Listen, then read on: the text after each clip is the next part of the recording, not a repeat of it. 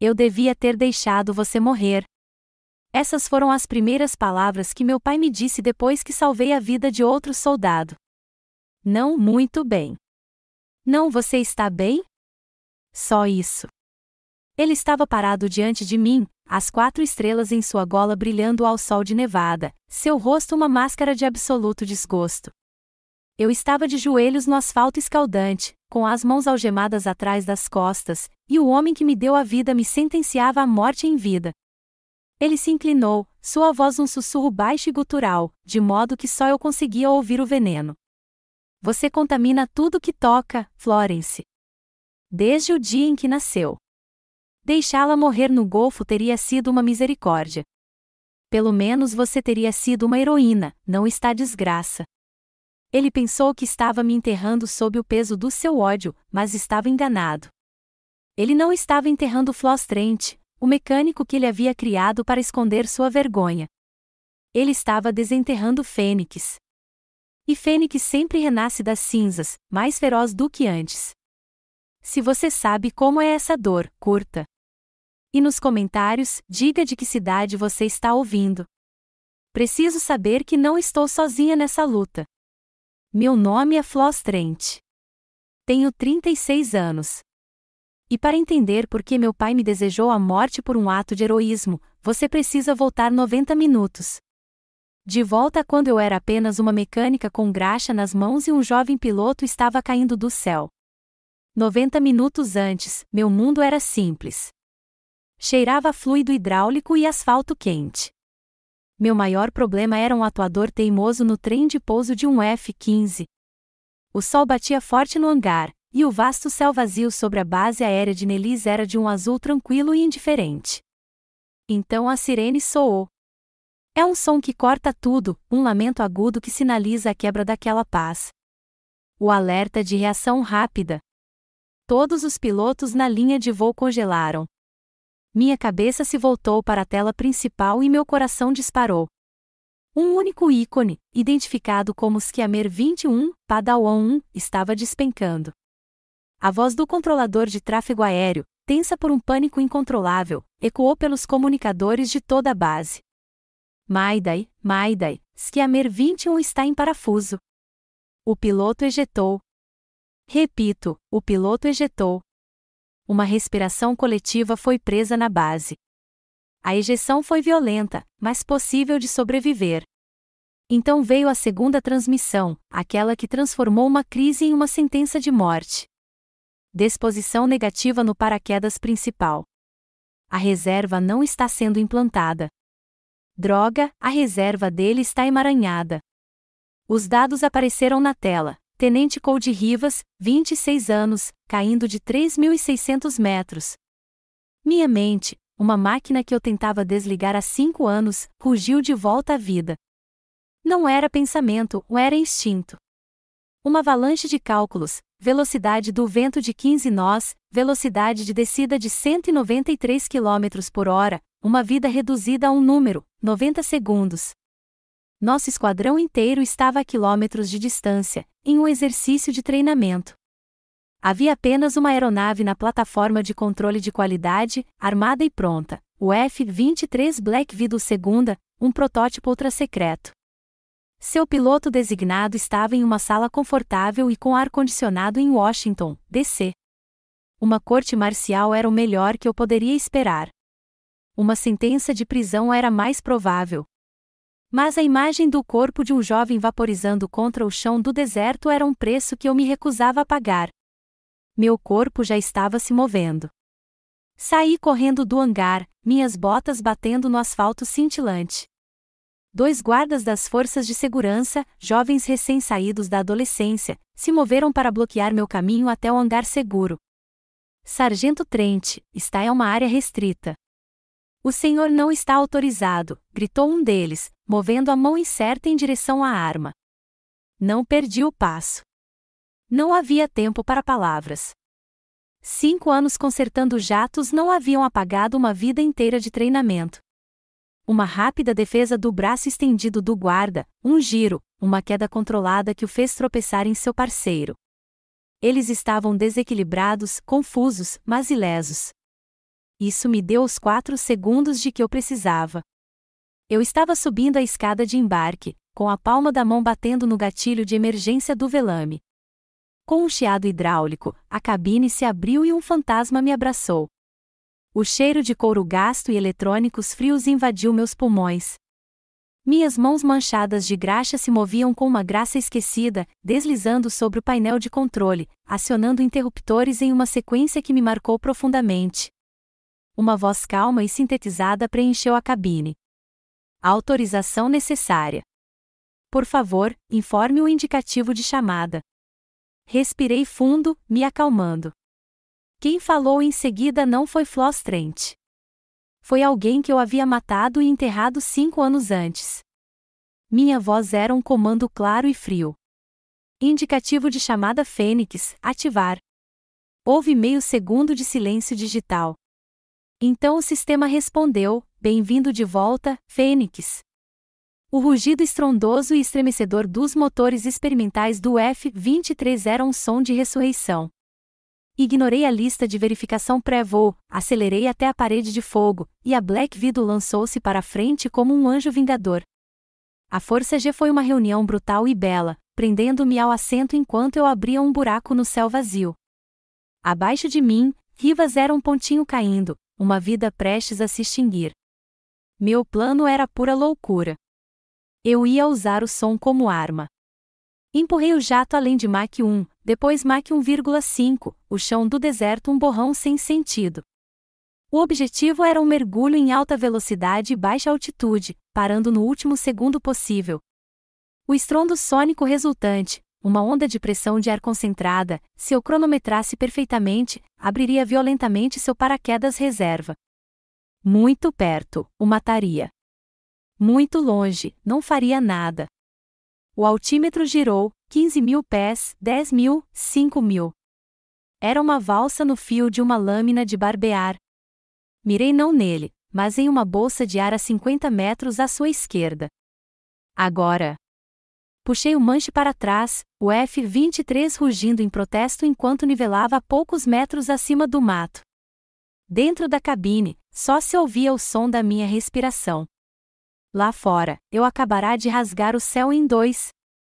O estrondo sônico irrompeu, um duplo trovão de força invisível.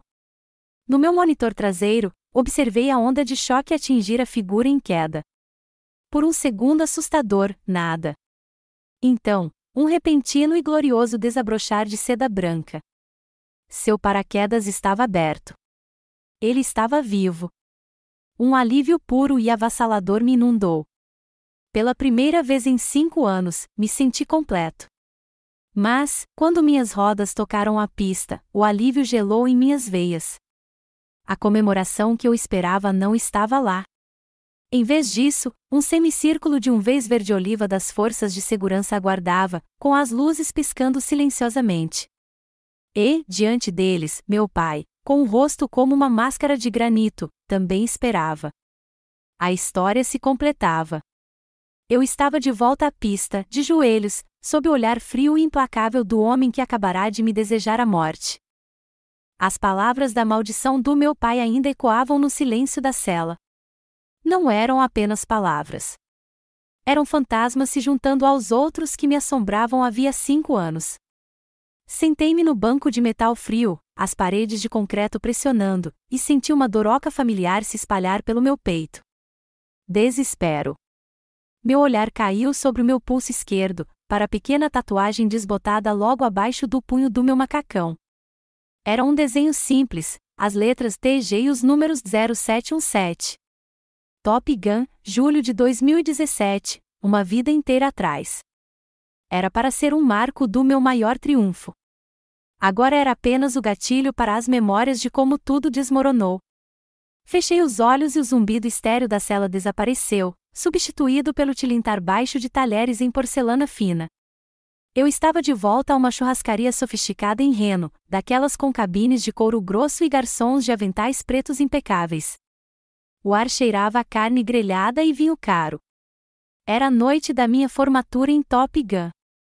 Eu não só era a única mulher da turma, como também me formei entre as melhores, quebrando recordes de uma década. O troféu, uma elegante águia prateada, estava sobre a toalha de linho branco entre meu pai e eu. Ficamos sentados em um silêncio tão denso e pesado quanto o bife de lombo em seu prato. Eu vibrava com uma energia nervosa, uma esperança desesperada, quase infantil, de que aquela conquista sem precedentes, finalmente bastaria. Esperei por uma palavra, um aceno de cabeça, um simples "estou orgulhoso de você". Ele terminou o bife, cortando meticulosamente o último pedaço. Colocou a faca e o garfo juntos no prato, perfeitamente paralelos. Pegou o guardanapo de linho, enxugou os cantos da boca e, finalmente, olhou para mim. Seus olhos estavam inexpressivos, analíticos. O filho do general MacArthur também se formou hoje, disse ele, com a voz calma e serena. Ele tem um futuro brilhante, sabe construir relacionamentos, jogar o jogo. Fez uma pausa, dobrou o guardanapo e o colocou sobre a mesa. Você simplesmente sabe voar. Neste mundo, Florence, só voar nunca é suficiente. Não se iluda. Ele nunca me chamou de Floss. Era um nome que meus amigos, meus colegas pilotos, me deram. Para ele, eu era apenas Florence. Suas palavras não pareciam um balde de água fria. Pareciam um veneno de ação lenta, transformando minha vitória em uma pilha de cinzas sem valor diante dos meus olhos. A tatuagem no meu pulso não me lembrou apenas daquela noite. Ela me trouxe de volta ao momento em que tudo realmente terminou. 5 anos atrás, no Golfo Pérsico. O céu sobre o Estreito de Hormuz era de um azul cintilante e nebuloso. Eu estava em patrulha com ele, um figurão arrogante, filho de um poderoso senador americano. Ele foi imprudente, voando movido pelo ego em vez de treinar. Para se exibir, ele empurrou seu F-18 para perto demais do espaço aéreo iraniano, uma manobra estúpida e arrogante. O céu se iluminou com o grito eletrônico dos sistemas de defesa aérea deles nos mirando. Recuamos, evitando um incidente internacional por um fio, mas o estrago já estava feito. Na sala de reunião, o ar estava carregado de tensão política. Não se tratava mais da missão. Tratava-se de proteger o filho de um senador. O figurão, suando sob as luzes fluorescentes, contou a mentira que o haviam instruído a contar, um defeito no equipamento de navegação da minha aeronave, do meu jato. Meu pai, o general Vance, presidia a reunião. Sentava-se à cabeceira da mesa comprida e polida. Eu o observava. Observei enquanto ele olhava diretamente para mim, sua própria filha, seus olhos encontrando os meus por um único e excruciante segundo. Então vi seu olhar se desviar, passando por mim e indo para o canto da sala onde o senador estava sentado, de braços cruzados e rosto sério. Naquele movimento silencioso, quase imperceptível, vi a escolha sendo feita.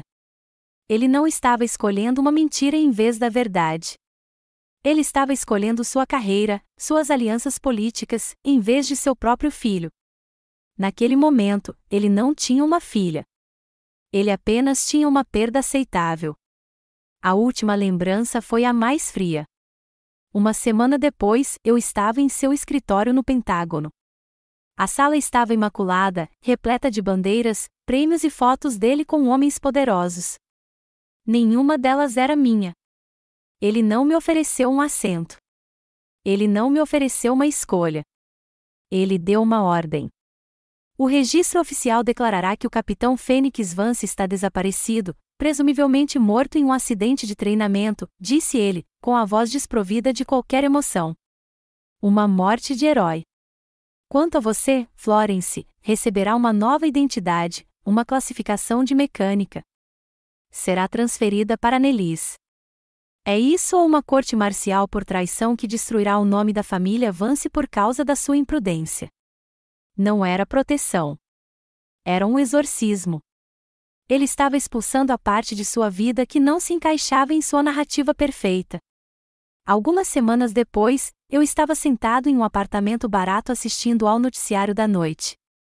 Vi meu próprio rosto brilhar na tela enquanto o âncora lia meu elogio, celebrando a vida heroica e a morte trágica do capitão Phoenix Vance.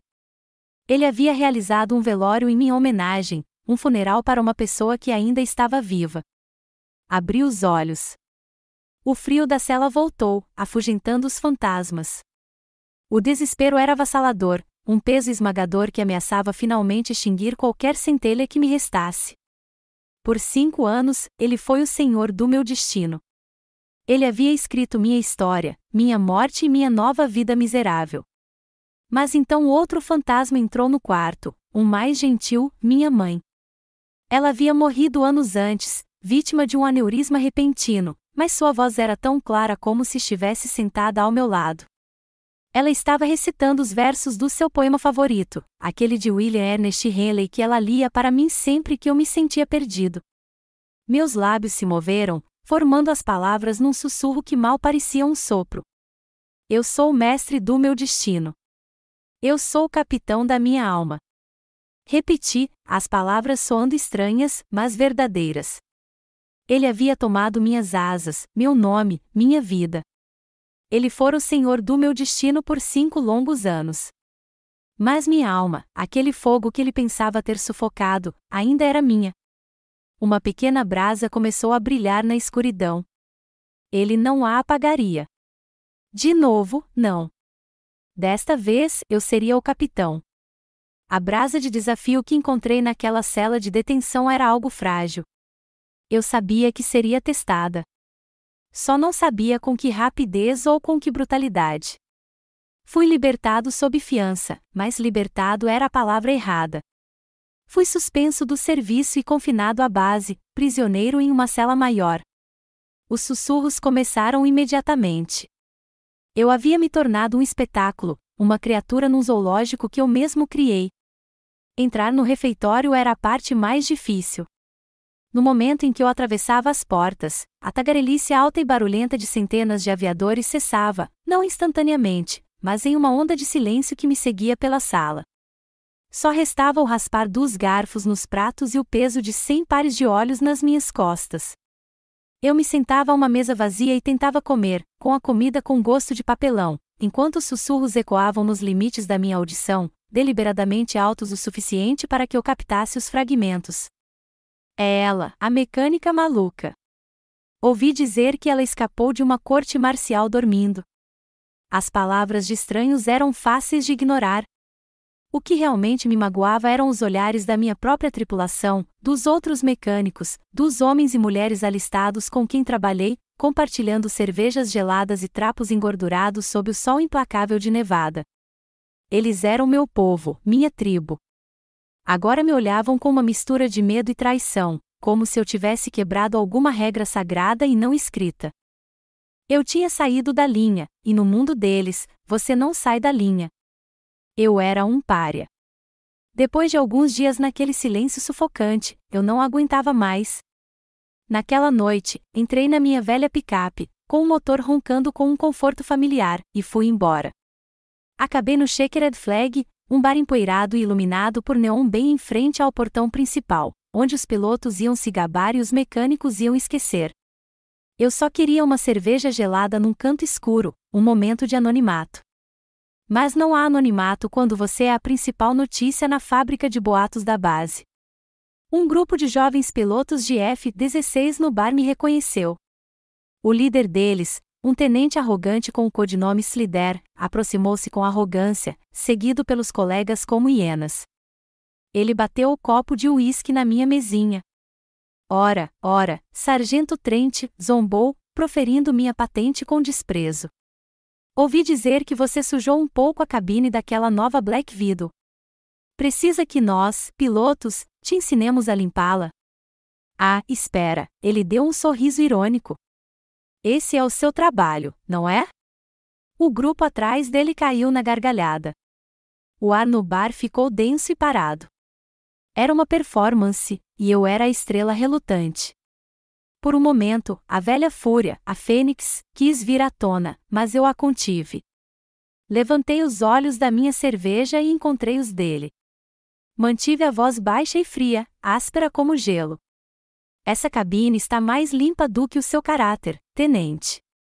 Levantei-me lentamente, tirei uma nota de $20 do bolso e a coloquei sobre a mesa para cobrir minha cerveja intocada.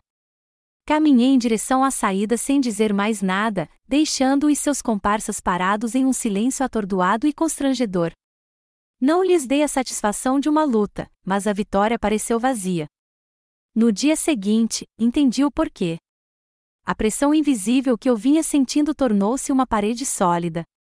Meu pai tinha feito suas ligações.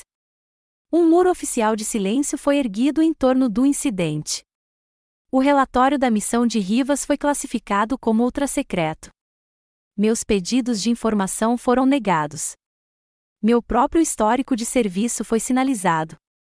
Amigos que me enviaram mensagens de texto alguns dias atrás pararam de responder de repente. Pessoas que eu conhecia há anos me viam chegando por um corredor e de repente viravam para o outro lado. Eu estava completa e completamente isolado, despojado dos meus aliados, afastado da verdade. Naquela noite, sentei-me sozinho no meu pequeno e estéril apartamento, do tipo que se dá a suboficiais de alta patente. Olhei pela janela para o vasto deserto vazio que se estendia na escuridão, e senti uma solidão tão profunda que me doía até os ossos. Eu estava mais sozinho do que Rivas quando ele caiu do céu. Eu era uma ilha em um mar hostil, e a maré estava subindo. A brasa do desafio crepitava, prestes a ser apagada pela escuridão sufocante. No momento em que me senti começando a afundar, a desistir de verdade, ouvi uma batida na porta. Forte, confiante. Abri e encontrei o coronel Jack Calavai. Ele entrou rapidamente e fechou a porta atrás de si, sua presença preenchendo o pequeno cômodo. Seu rosto estava sério. Eles estão tentando te apagar, Trent, disse ele, em voz baixa. Seu pai está pressionando todo mundo, do comandante de ala até os chefes de esquadrão. Ele caminhou até a pequena mesa na minha sala de estar e colocou um pequeno pendrive preto sobre ela. Parecia impossivelmente pequeno para abrigar qualquer esperança. Esta é a gravação da voz da cabine do F-16 de Rivas. Fiz uma cópia antes de eles selarem as provas, explicou ele. Ouça os últimos 30 segundos e tem mais uma coisa. Ele tirou um cartão de visita do bolso e me entregou. O cartão estava impecável, oficial, Major Evelyn Reed, Corpo JAG. Ela é uma tubarão. Pedi um favor. O avião dela pousa em 1 hora, disse ele. Olhou-me fixamente nos olhos e, pela primeira vez em dias, alguém viu além do sargento desgraçado, além do mecânico destruído. Viu a pessoa que eu costumava ser, a pessoa que eu ainda era, enterrada lá no fundo. Não desista, disse ele, com a voz firme e uma autoridade que nada tinha a ver com patente. Conserte. Ele me chamou de Fênix. E aquela única palavra, aquela única rachadura na parede do silêncio, foi o suficiente para reacender a brasa moribunda e transformá-la em chama. A esperança é uma coisa perigosa quando você aprende a viver sem ela. Depois que o coronel Calavai foi embora, segurei o pequeno pendrive e o cartão de visita impecável, quase esperando que desaparecessem. Por 5 anos, lutei sozinho. A confiança era um país estrangeiro que eu não visitava há muito tempo. Mas a maneira como ele disse meu nome, Fênix, despertou algo dentro de mim. Eu precisava arriscar. Terciário. 1 hora depois, encontrei a Major Evelyn Reed em um escritório temporário que lhe haviam designado. Ela não se parecia em nada com os advogados conservadores e certinhos da JAG que eu imaginava. Ela era elegante, vestia um uniforme de serviço perfeitamente ajustado, com olhos inteligentes que pareciam enxergar através do macacão de mecânico e o piloto que eu costumava ser. Ela não ofereceu condolências nem disse coisas vazias. Ela foi direto ao ponto. O general Vance é uma lenda no Pentágono, começou ela, com a voz afinada, um instrumento de precisão e confiança. Mas toda lenda tem rachaduras em seus alicerces. Nosso trabalho, disse ela, inclinando-se ligeiramente para a frente, é encontrar essas rachaduras e martelar nelas. Não houve falsas promessas de uma vitória fácil. Ela passou as 2 horas seguintes me interrogando, não como promotora, mas como especialista em armas, estudando seu arsenal. Ela disparou perguntas sobre Top Gun, sobre o Golfo Pérsico, sobre meu pai. Eram perguntas difíceis e implacáveis, que me forçaram a revisitar memórias que eu havia trancado. Mas, pela primeira vez, eu não era uma ré tentando se proteger. Eu era uma guerreira armada para a batalha.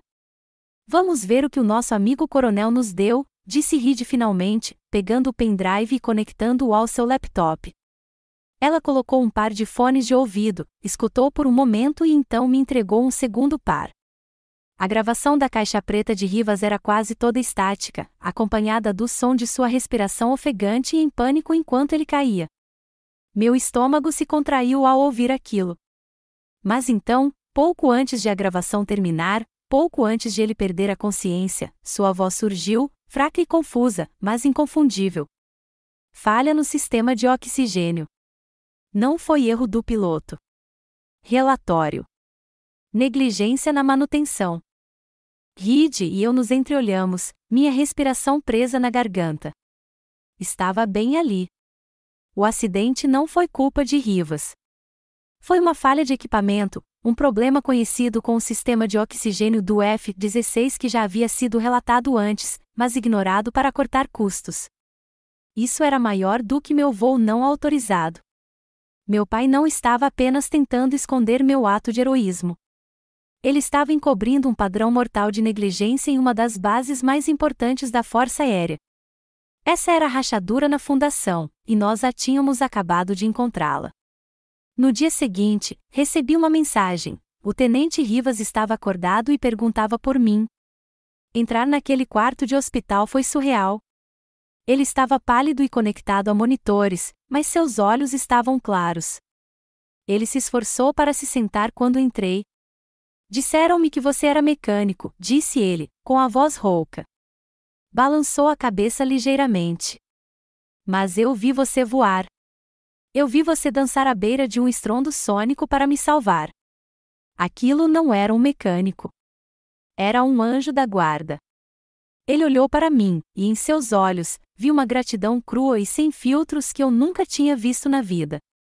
Devo minha vida a você, sargento. O que precisar, qualquer coisa, eu farei. Foi nesse momento que a represa dentro de mim finalmente se rompeu. Durante toda a minha vida, busquei a aprovação do meu pai, ansiando por uma única palavra de reconhecimento pelas minhas realizações. Mas esse reconhecimento sincero de um jovem que eu salvei, um homem que me via não como uma desgraça, mas como um herói, valia mais do que todas as medalhas que meu pai já havia pregado no peito. Naquela noite, o coronel Calavai nos convidou para jantar em sua casa fora da base. Quando cheguei, o Major Reed já estava lá, junto com Rivas, com uma aparência muito melhor em suas roupas civis.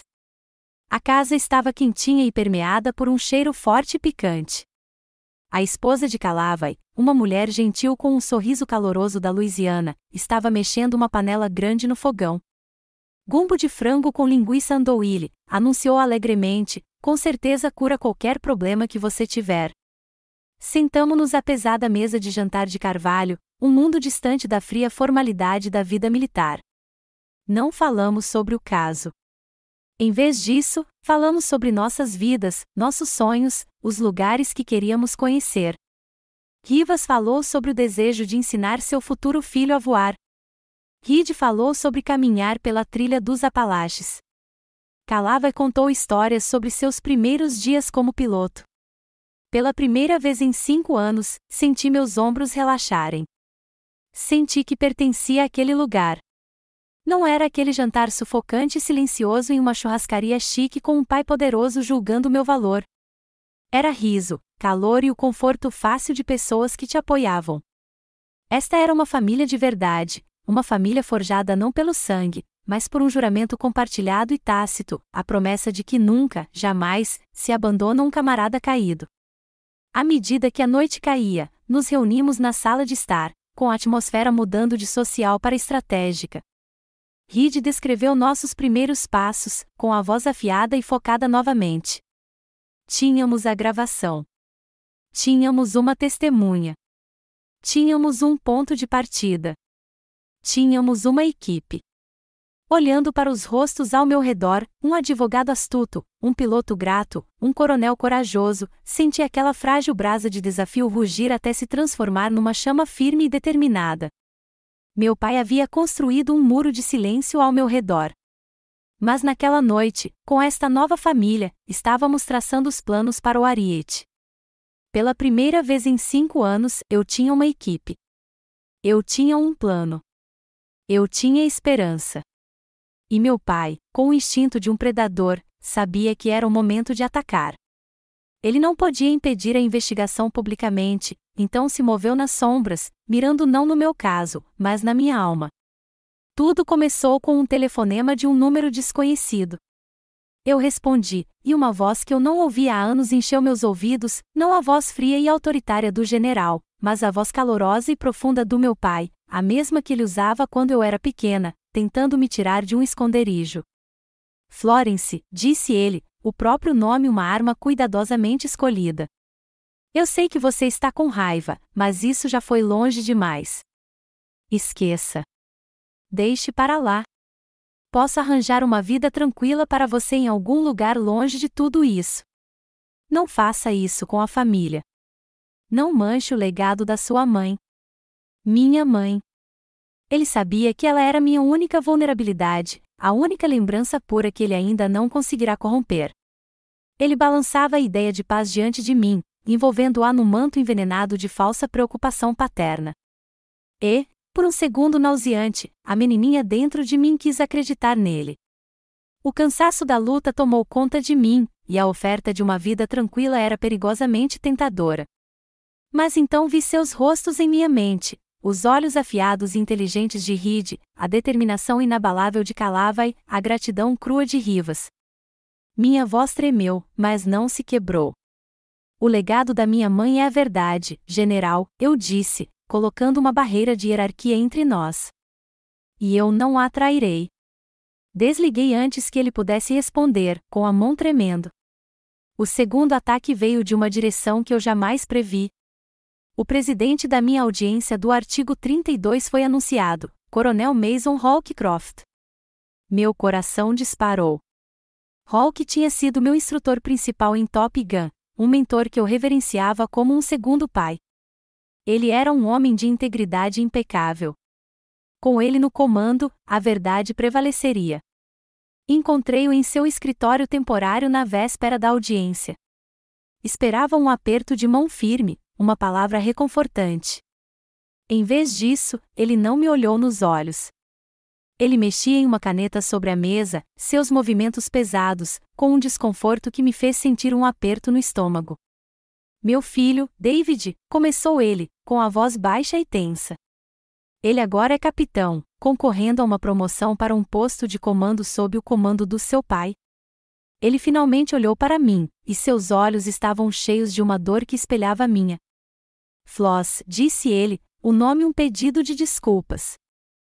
Ele nunca disse a palavra, mas eu entendi a mensagem, é a carreira do meu filho ou a sua verdade. Me desculpe.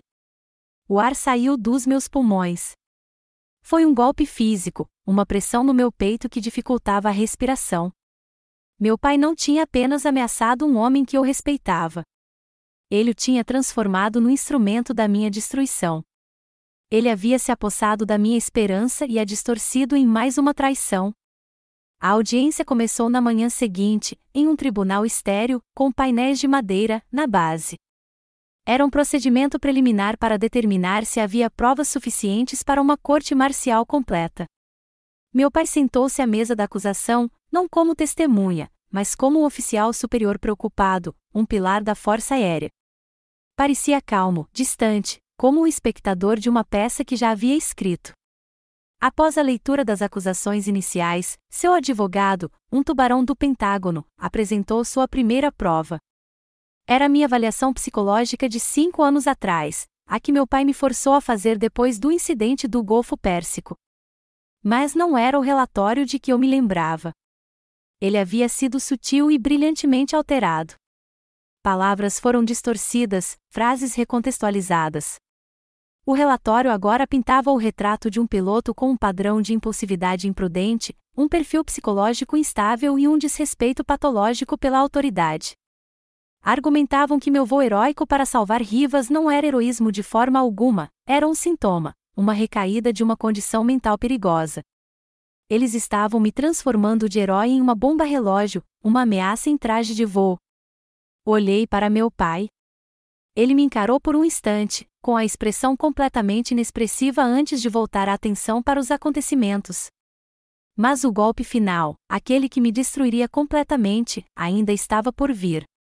Seu advogado voltou a atenção para mim. Sargento Trent, disse ele, com a voz transbordando falsa compaixão. É verdade que sua mãe, a falecida Eleanor Vance, faleceu em decorrência de um aneurisma cerebral rompido? A pergunta pairou no silêncio da sala do tribunal. Reed se levantou de um salto para protestar, mas eu mal a ouvi. Eu sabia aonde aquilo ia dar. E também é verdade, continuou o advogado, ignorando-a, que tais condições podem ser hereditárias e estarem associadas a julgamentos prejudicados sob estresse extremo? O mundo se inclinou. Uma onda de náusea me invadiu. Ele estava usando a morte trágica da minha mãe, a mulher que ele supostamente amara, a mulher cuja memória ele fingira proteger ao telefone poucos dias antes. Ele estava usando a morte dela como arma para sugerir que eu era geneticamente e irreparavelmente insana. Não era mais uma audiência. Era uma execução pública do meu caráter, da minha carreira e da minha sanidade. Olhei para o meu pai do outro lado do tribunal. A máscara do general preocupado havia desaparecido. Seu rosto estava plácido, as mãos calmamente cruzadas sobre a mesa. Ele observava sua estratégia se desenrolar perfeitamente. E naquele momento, pela primeira vez na minha vida, não vi um pai. Não vi um general. Vi um monstro. Não me lembro de ter saído do tribunal. O mundo se dissolveu num rugido nos meus ouvidos, os rostos do meu pai e do meu mentor se confundindo numa colagem de pesadelo de traição. A próxima coisa que percebi foi que eu estava na minha picape, dirigindo. Minhas mãos agarravam o volante, os nós dos dedos brancos, enquanto eu deixava as luzes da base aérea de Nellis para serem engolidas pela escuridão. Aprofundei-me ainda mais no vasto e silencioso vazio do deserto de Mojave, sem perseguir o nada. Finalmente parei quando a estrada se transformou em terra. Desliguei o motor. O silêncio era absoluto, um peso esmagador, mais alto que qualquer som, quebrado apenas pelas batidas frenéticas do meu próprio coração. Acima de mim, o céu noturno era um manto brilhante e implacável de estrelas. Tudo se fora. Tudo finalmente ruíra. Meu pai usará meu amor pela minha mãe para me declarar louca. O homem em quem eu confiava vendera sua integridade para salvar a carreira do filho. O sistema que eu havia jurado servir participava ativamente da minha destruição. Um som surgiu no fundo da minha garganta, um gemido baixo de agonia. Cresceu até eu bater a testa no volante e gritar. Era um uivo cru e sem palavras de raiva e tristeza, um som arrancado do mais profundo da minha alma. Era o som de 5 anos de silêncio forçado, 5 anos de dor engolida, finalmente rompendo-se dentro de mim e se alastrando para o deserto implacável. Quando o grito morreu, restando apenas minha respiração ofegante na cabine, tudo o que restou foi um vazio arrepiante. A ideia de desaparecer virou um canto de sereia, para simplesmente continuar dirigindo até ficar sem estrada, sem gasolina, sem autocontrole. O silêncio tinha sido minha prisão. Agora parecia minha única fuga. Mas no profundo silêncio que se seguiu, outro pensamento emergiu, uma lembrança de uma aula de história militar. Tailhoko, o escândalo de 91. As histórias de brilhantes aviadoras que foram assediadas, agredidas e, em seguida, sistematicamente destruídas quando ousaram se manifestar. O sistema cerrou fileiras, rotulou-os de encrenqueiros e enterrou suas carreiras para proteger a sua. E eu percebi, sentado ali na escuridão, que minha história não era minha. Era um novo verso em uma canção muito antiga. Meu pai, com suas medalhas e obsessão por legados, era a personificação viva daquele sistema podre, um sistema que exigia silêncio e sacrificava suas filhas para proteger seus filhos poderosos. Meu silêncio não seria uma fuga. Seria uma rendição. Seria uma traição a todas as mulheres que lutaram e foram esmagadas antes de mim. Meu silêncio o deixaria vencer. E neste mundo, o silêncio é uma forma de morte. Lágrimas começaram a escorrer pelo meu rosto, quentes e raivosas. Não eram lágrimas de desespero. Eram lágrimas de pura raiva. Chorei por Florence, a garotinha que passou a vida perseguindo um fantasma de aprovação paterna. Chorei por Fênix, o piloto que foi assassinado no papel para proteger uma aliança política. Chorei por Floss, o mecânico que vivia nas sombras, um pedido de desculpas por ainda estar vivo. Lamentei todos eles uma última vez, deixando que as lágrimas os lavassem. Quando a última lágrima caiu, algo dentro de mim se mexeu. O fogo intenso da minha raiva queimou o que restava do meu medo, cauterizando a ferida. Uma calma fria e dura se instalou em mim, tão clara e cortante quanto o ar do deserto. Eu não tinha mais nada a perder. Meu pai havia tirado tudo de mim. Ao fazer isso, ele cometera um erro fatal. Ele me tornará invencível. Girei a chave. O motor do caminhão rugiu, um espelho da tempestade agora perfeitamente controlada dentro de mim.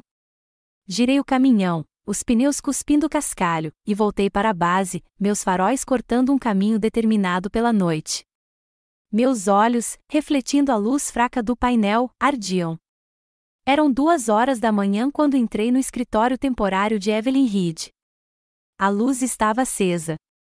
Ela estava sentada à sua mesa, cercada por livros jurídicos, como se estivesse me esperando. Ela olhou para cima, com uma expressão indecifrável. Eu estava me perguntando se você ia ceder, disse ela, com a voz calma.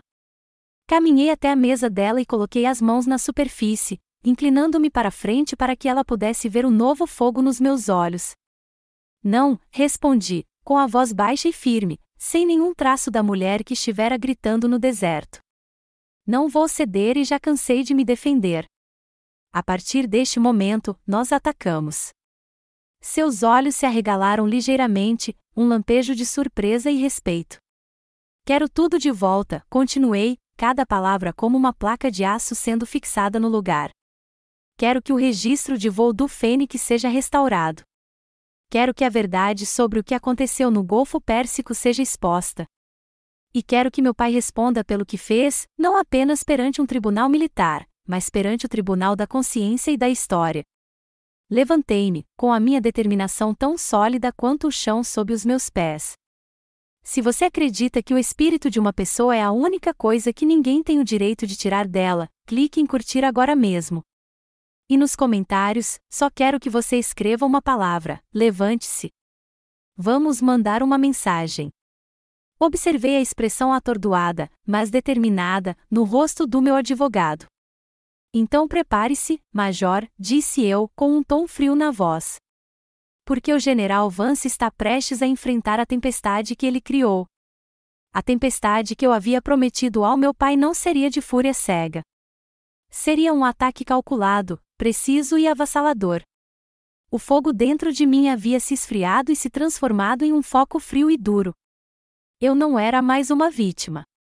Eu era Fênix e estava planejando uma missão. O escritório temporário da Major Evelyn Reed foi transformado.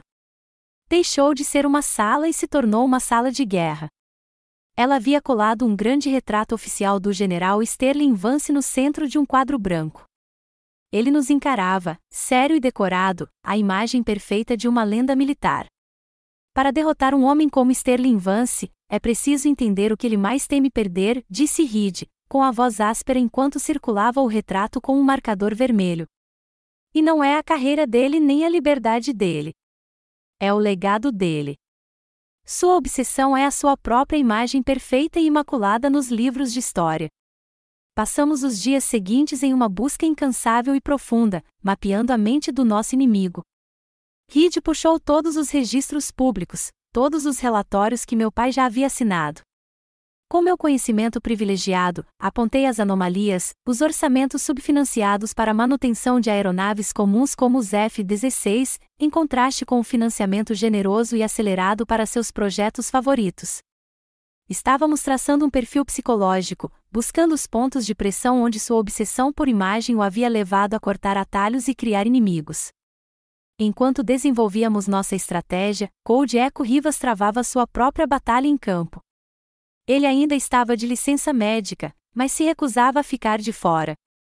O escritório do meu pai já havia enviado avisos discretos, porém firmes, para que ele ficasse de boca fechada. Mas o garoto tinha a coragem necessária. Ele sabia que me devia a vida e estava determinado a pagar essa dívida. Começou a fazer ligações discretas e a se reunir com outros técnicos de manutenção do seu esquadrão. Ele procurou aqueles que, como ele, haviam sinalizado as falhas recorrentes no sistema de oxigênio do F-16. A princípio, ficaram apavorados.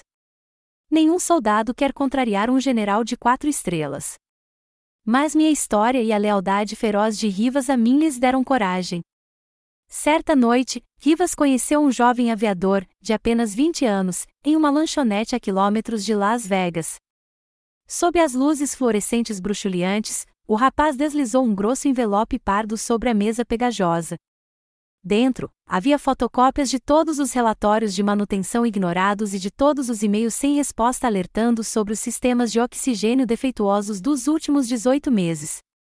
Era uma bomba relógio, documentada em preto e branco. Agora tínhamos provas de negligência sistêmica. Mas o maior desafio permanecia: o incidente no Golfo Pérsico, 5 anos antes.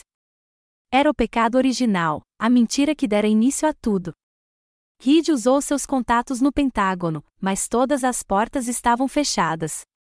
Os registros estavam lacrados sob protocolos de segurança nacional ou haviam sido convenientemente perdidos em uma migração de servidor. A versão oficial era um muro de concreto. Estávamos batendo naquela parede repetidamente quando uma lembrança perdida surgiu em minha mente, um detalhe tão pequeno que quase me esqueci: o controlador de tráfego aéreo de plantão durante aquela patrulha fatídica, o sargento mestre Davis, um bom homem, honesto até demais, que eu me lembrava de ter parecido profundamente desconfortável durante o interrogatório inicial. Encontrei-o através da rede de aposentados militares. Ele vivia uma vida tranquila em San Diego, passando os dias pescando em um pequeno barco. Quando liguei para ele, o calor da sua voz desapareceu no momento em que disse meu nome. O medo ainda estava lá, 5 anos depois. Não posso te ajudar, disse ele, com a voz tensa. Eles deixaram bem claro o que aconteceria se eu falasse sobre aquele dia novamente. Não insisti. Não ameacei. Apenas deixei o silêncio se instalar por um instante. Eles tiraram o céu de mim, Sargento Moore, disse baixinho. Por favor, não deixe que eles tirem a verdade também. Agradeci pelo tempo e desliguei, sentindo a dor familiar de mais uma porta fechada. Os dias passavam, aproximando-nos cada vez mais da audiência formal. Tínhamos um caso sólido sobre a negligência em Nelis, mas o fantasma do Golfo Pérsico ainda pairava sobre mim, a mentira que me retratava como um piloto instável. Reed estava preparando nossa defesa, mas nós dois sabíamos que, sem algo para desvendar a história original, estaríamos travando uma batalha árdua. Então, 2 dias antes da audiência, o inesperado aconteceu. A porta da nossa sala de guerra se abriu e um homem entrou. Ele parecia mais velho do que eu me lembrava, com o rosto marcado por um cansaço que ia além da sua idade. A arrogância havia desaparecido, substituída pelo peso de uma culpa antiga. Era ele, o piloto de primeira, o filho do senador que sacrificará minha carreira para salvar a dele. Reed e eu apenas ficamos olhando, sem palavras. Ele ficou parado ali, mudando de posição, sem conseguir me olhar nos olhos. Meu pai faleceu no mês passado, disse ele, com a voz baixa e rouca. O câncer finalmente o pegou. Ele não pode mais me proteger. Ele respirou fundo. E o general Vance, ele me abandonou no instante em que eu não lhe era mais útil. Estou vivendo com essa mentira há 5 anos. Ela está me consumindo. Ele enfiou a mão no bolso do paletó e tirou um pequeno gravador digital de voz. Colocou-o sobre a mesa, entre nós. Foi a solução mágica que nunca imaginamos encontrar. Esta é uma gravação da conversa que tive com o general Vance em seu escritório no dia seguinte ao incidente, disse ele, finalmente me olhando, com os olhos cheios de profundo e desesperado remorso. Foi ele quem me disse o que dizer. Ele me ensinou como culpar você, como descrever a falha do equipamento. Ele empurrou o gravador para o outro lado da mesa. Eu vou testemunhar. A sala de audiências no edifício de escritórios da Highbury House foi projetada para inspirar admiração e intimidação. Era uma catedral de poder, com tetos artesoados altíssimos, painéis de madeira escura que haviam absorvido um século de segredos e o peso da história de uma nação em seu próprio ar. No centro de tudo, meu pai, o general Sterling Vance, estava dando a melhor performance da sua vida, e eu era o vilão escolhido. Ele estava no pódio sob as luzes brilhantes da televisão, seu uniforme uma constelação brilhante de medalhas e condecorações conquistadas ao longo de 30 anos de carreira. Sua voz ressoava com o tipo de seriedade que impunha respeito, uma mistura perfeita de autoridade e arrependimento fingido. Ele falava eloquentemente sobre dever, ordem e a grave ameaça representada por elementos indisciplinados dentro da rígida estrutura militar. Com maestria, ele pintou um retrato meu não como um herói, mas como um subordinado perigosamente instável, um sujeito vulnerável cujas ações imprudentes haviam colocado em risco um programa de armas ultra-secreto multibilionário. Ele era um ator habilidoso, e os senadores do Comitê de Serviços Armados, homens que o conheciam e respeitavam há anos, ouviam com atenção absorta e sombria. Eles compravam cada palavra. Sentei-me ao lado do Major Reed na mesa das testemunhas, com as mãos calmamente pousadas no colo. Uma estranha sensação de distanciamento me invadiu, como se eu fosse um piloto observando um complexo combate aéreo a 9.000 metros de distância. Eu observava os movimentos iniciais do inimigo, vendo sua estratégia se desenrolar. Mas eu estava confiante nas armas que ainda não havia utilizado. Eu sabia que aquele era seu último e glorioso monólogo. Que ele tivesse o palco. A cortina estava prestes a cair. Quando ele terminou seu depoimento, um silêncio pesado e respeitoso tomou conta da sala. O presidente da comissão, um severo senador do Texas, olhou para Reed. Major, pode chamar sua primeira testemunha. Obrigado, senhor presidente, disse Reed, levantando-se com uma postura que desafiava a atmosfera opressiva da sala. A defesa não convoca o sargento Trent neste momento. Em vez disso, convocamos o aviador de primeira classe Marcus Thorne para depor.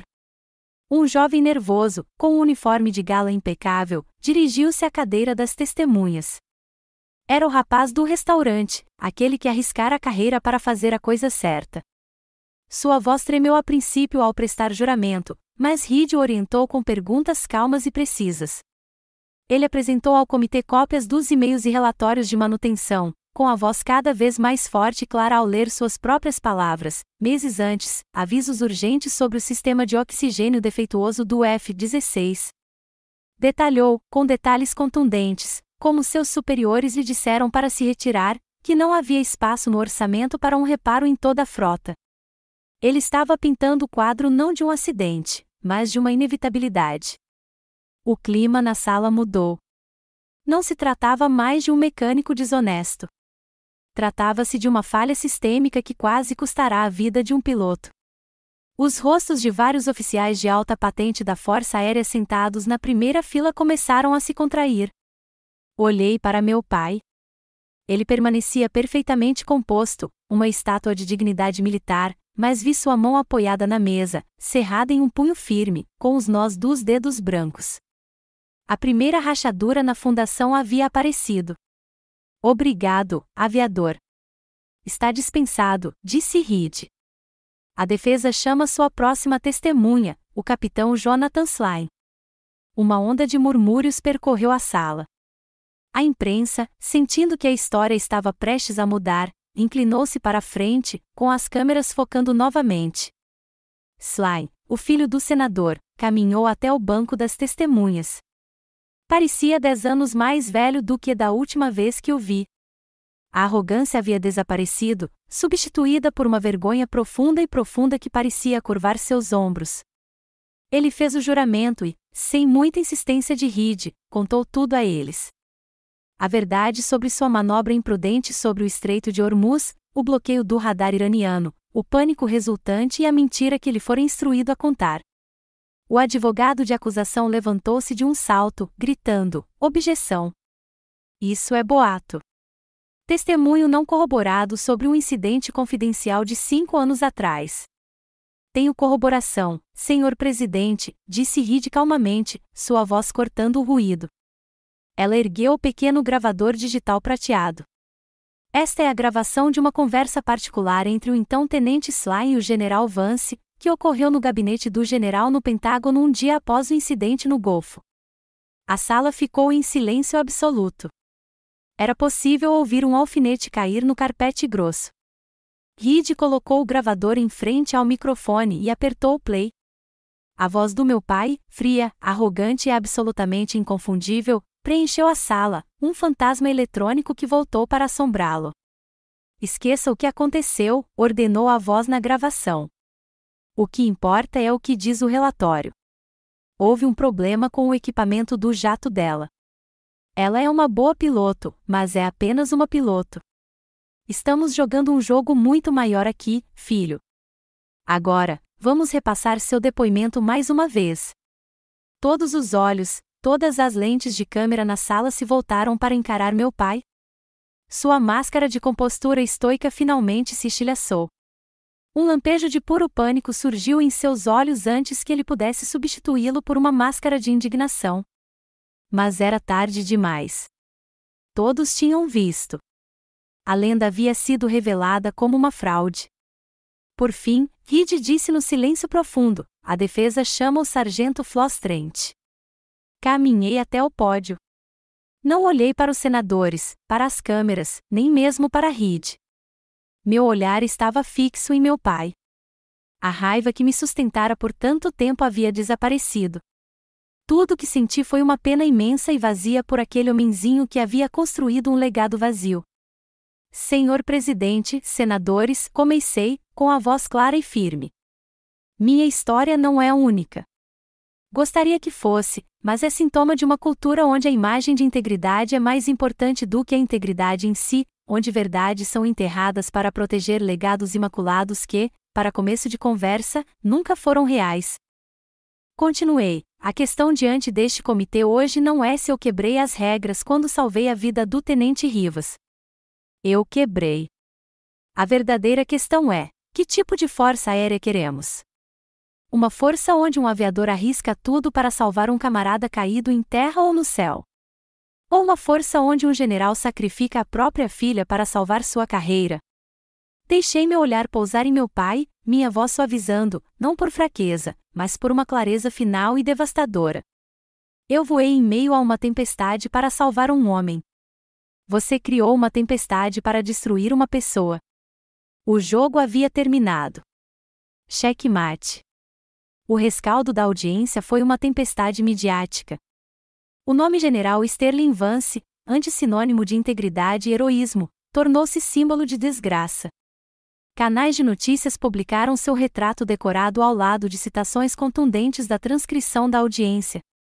O Pentágono, num ato rápido e brutal de autopreservação, agiu para conter os danos. Anunciou que o general Vance havia solicitado voluntariamente a aposentadoria antecipada, uma expressão educada e burocrática para descrever a total e pública desgraça. O legado que ele havia sacrificado para proteger a própria filha havia evaporado em uma única tarde, um monumento de mentiras desmoronando sob o peso de uma única verdade.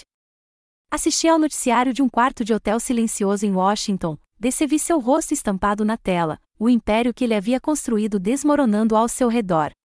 Mas não senti a emoção aguda e satisfatória da vitória que esperava. Não havia alegria, nem sensação de triunfo. Havia apenas um vazio profundo e profundo. A guerra que definirá toda a minha vida adulta finalmente acabará. O inimigo havia sido derrotado, e eu fiquei sozinho no silêncio do campo de batalha, imaginando o que viria a seguir. Poucos dias depois, antes do meu retorno a Nelis, recebi uma visita. Era Mason Hawkcroft.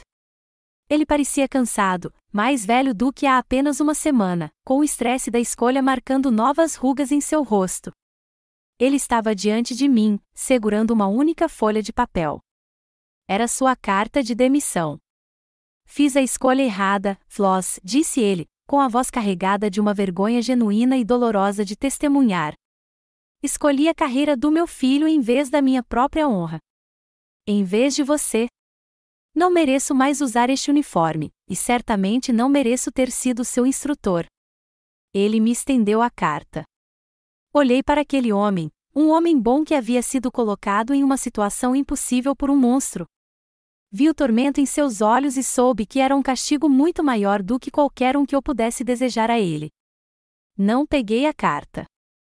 Erros não nos definem, coronel, eu disse suavemente. A maneira como os corrigimos, sim. Empurrei sua mão e a carta gentilmente de volta para ele. A Força Aérea ainda precisa de bons homens como você. Talvez mais agora do que nunca.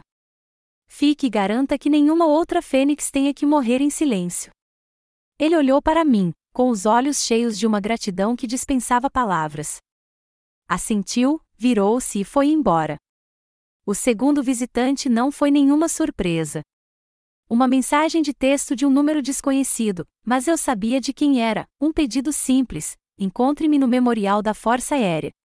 Uma última vez. Eu fui.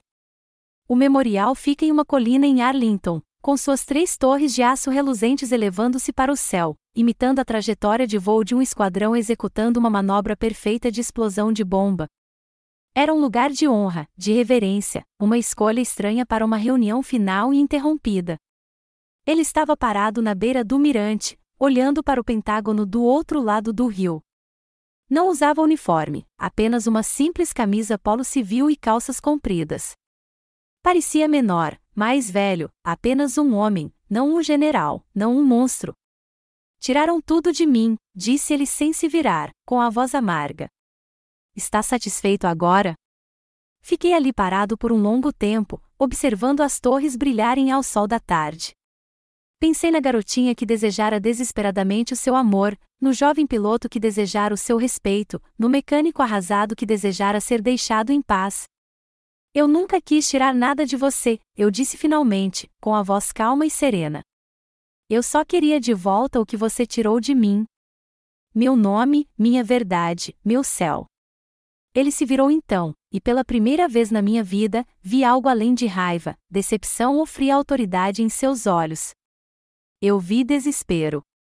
Vi um homem olhando para as ruínas de sua vida sem ninguém para culpar além de si mesmo.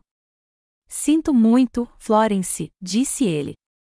As palavras, desajeitadas e fracas, uma vida inteira tarde demais, ainda conseguiram me atingir como um soco no estômago.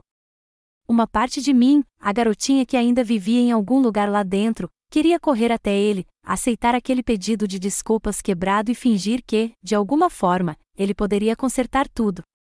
Mas eu não era mais aquela garotinha. Um pedido de desculpas não poderia curar as feridas que ele passará a vida inteira infligindo. Aceito suas desculpas, eu disse, com a voz firme, embora meu coração doesse. E eu te perdoo. Ele ergueu os olhos, com um brilho de esperança nos olhos. Eu precisava apagá-lo. Não porque você merece, continuei, mas porque eu mereço paz. Mas perdão não significa esquecer. Não significa que podemos fingir que isso nunca aconteceu. Entre nós dois, pai, acabou. Deixei a palavra pai pairar no ar por um instante, um adeus final a um relacionamento que nunca existiu. Meu nome é Floss Trent, disse eu, recriando a identidade que agora escolhi para mim. Não sou mais Florence Vance. Espero que você tenha uma vida boa. Virei-me e fui embora, sem olhar para trás. Deixei Sterling Vance sozinho naquela colina, um rei caído observando seu reino despedaçado. E enquanto caminhava para a luz do sol, deixando a sombra do meu pai para trás pela última vez, senti o peso imenso e esmagador que carreguei a vida inteira simplesmente se dissipar. Pela primeira vez, eu estava verdadeiramente, completamente livre. Liberdade, descobri, não é uma explosão repentina. É um nascer do sol lento. Por 6 meses após a audiência, observei esse nascer do sol se espalhar pela instituição que um dia amei, depois odiei, e agora estava aprendendo a confiar novamente. As consequências da desgraça do meu pai foram imensas. Obrigou o Pentágono a se olhar no espelho, e eles não gostaram do que viram. Uma série abrangente de reformas foi iniciada, visando transparência e responsabilização. Uma nova cultura estava sendo forjada no fogo que eu havia ateado. Como parte dessa reforma, a Força Aérea tomou uma decisão sem precedentes. Meu registro de serviço não só foi totalmente restaurado, como também foi aberto, tornando-me um estudo de caso na escola de guerra. Fui promovido, e então veio a ordem que me tirou o fôlego. Eu estava assumindo o comando do Programa de Instrutores de Táticas de Caça de Ataque da Marinha dos Estados Unidos, Top Gun. Eles estavam me enviando de volta para a base aérea de Fallon, Nevada, o mesmo lugar onde minha glória nasceu e onde minha tragédia começou. Meu legado não seria mais uma história de fantasma sussurrada em segredo. Seria uma tocha viva e pulsante para guiar a próxima geração. No meu primeiro dia, eu estava diante deles, 1% dos melhores pilotos de combate do nosso país. Eles eram jovens, brilhantes e ávidos, com a mesma confiança arrogante que eu já tive. Eles estavam sentados na sala de aula, com os olhos fixos em mim, com uma mistura de admiração e intensa curiosidade. Eles conheciam a minha história, toda ela. Caminhei até a frente da sala de aula, mas não fiquei atrás do pódio. Fiquei em frente a ele, um deles. Não comecei com aerodinâmica ou envelopes de engajamento de mísseis. Simplesmente arregacei a manga do meu traje de voo e apontei para a pequena tatuagem desbotada no meu pulso, TG-0717. Este emblema, este símbolo, comecei, com a voz baixa, mas ecoando para o fundo da sala, não representa apenas habilidade. Qualquer um de vocês pode pilotar uma surtida perfeita. Isso representa responsabilidade. É a responsabilidade de voar, não apenas com as mãos, mas com o coração. É a responsabilidade de nunca, jamais, deixar um camarada para trás, seja ele caindo do céu ou enterrado no chão por uma mentira. Deixei meu olhar percorrer seus rostos, vendo a compreensão surgir em seus olhos. E o mais importante, continuei, é a responsabilidade de falar a verdade, especialmente quando é difícil, especialmente quando o sistema manda você ficar em silêncio, e especialmente quando sua própria voz está trêmula. Naquela noite, eu não estava na imponente residência do comandante na base. Estava na varanda dos fundos de uma pequena casa alugada em Fallon, um lugar simples com vista para as colinas do deserto, e estava com minha família. Jacques Calavai, agora general de brigada, estava à frente de uma churrasqueira a carvão, virando bifes grossos de filé com maestria. Evelyn Reed, que viera de Washington, D.C., ria enquanto discutia com ele sobre a maneira correta de temperar carne. E Cold Eco Rivas, totalmente recuperado e agora também piloto instrutor, distribuía garrafas geladas de cerveja. Não havia fileiras ali, nem saudações, nem senhores ou senhoras, apenas o chiado da grelha, o tilintar das garrafas e a risada fácil e confortável de pessoas que passaram pelo fogo juntas e saíram do outro lado. Comemos os bifes direto dos pratos de papel, o gosto da fumaça e da amizade como um bálsamo bem-vindo. Este não era o jantar frio e silencioso do meu passado. Era quente, autêntico e nutritivo de um jeito que eu quase esquecia que era possível. Enquanto o sol se punha atrás das montanhas, pintando o céu em tons de laranja e roxo, Rivas ergueu os olhos do prato e contemplou as primeiras estrelas que começavam a aparecer. Obrigado, Floss, disse-lhe baixinho, usando o meu nome, aquele com que me fazia sentir em casa. Sabe, você não salvou só a minha vida naquele dia. Você salvou a todos nós. E olhando para os rostos da minha família escolhida, eu sabia que ele estava certo.